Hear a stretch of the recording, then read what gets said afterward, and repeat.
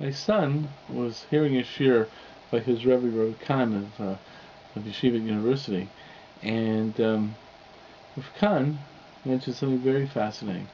He says, we do so many things at the Seder to try and try and raise questions from the kids. We dip in the salt water. We do this, we do that, to try and bring up that the kids should ask questions.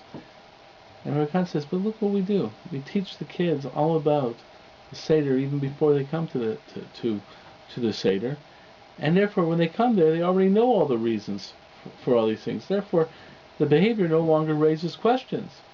It's simply, well, they're already prepared. It's a theory. It should have raised questions, but we already gave them all the answers. So what do they do at the Seder table? Well, what's really interesting about that point is it tells you that the whole reason for a lot of these behaviors at the Seder table was not because the intrinsic value of the act, is because it was expected that this act would raise questions. We've talked about that before. But basically, it was highlighting the value of curiosity.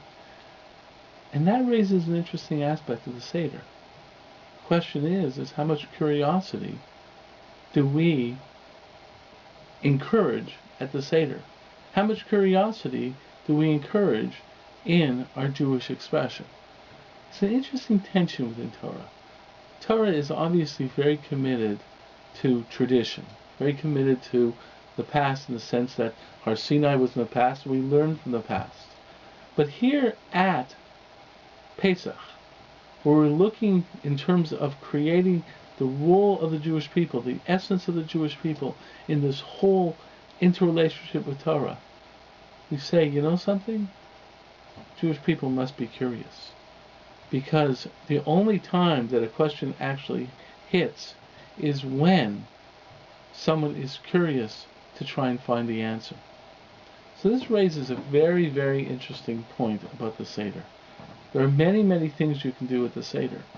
But one of the things you should do is try and elicit some curiosity. I don't know what to tell you to do with your Seder, but people are constantly trying to do little things this Seder, little things that Seder.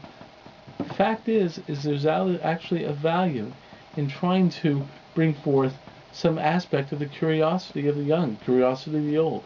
It's not by coincidence that Haggadah is the most commented on book in the whole corpus of Torah literature. There's more commentaries written on the Haggadah than anywhere else. It's because the people involved were curious. They understood that the very idea of the Haggadah is for us to think and to come up with new ideas within Torah. Obviously, this curiosity is not supposed to simply say, why are we doing this? The point of asking why we're doing this is to get us thinking about Yitzhak Mitzrayim. But the real point is, why were we free? What are we supposed to do in this life? Where are we going? And that's supposed to be motivated by a sense of curiosity, of wonderment, of openness to our existence in life. And that's what we should be celebrating, included in our Seder, on Seder night. We must ensure that we bring forth that curiosity of the human experience.